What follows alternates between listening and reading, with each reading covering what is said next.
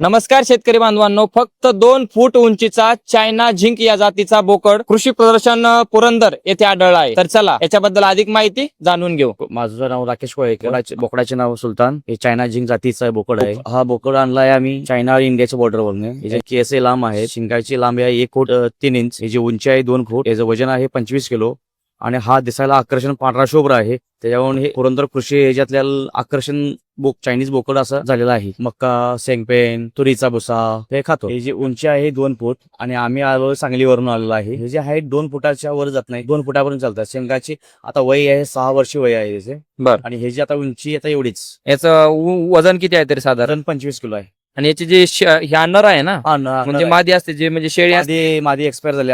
आम्ही आणली होती, मादी एक्सपायर झाली. ओके. त्याला वातावरण सूट झालेलं नाही.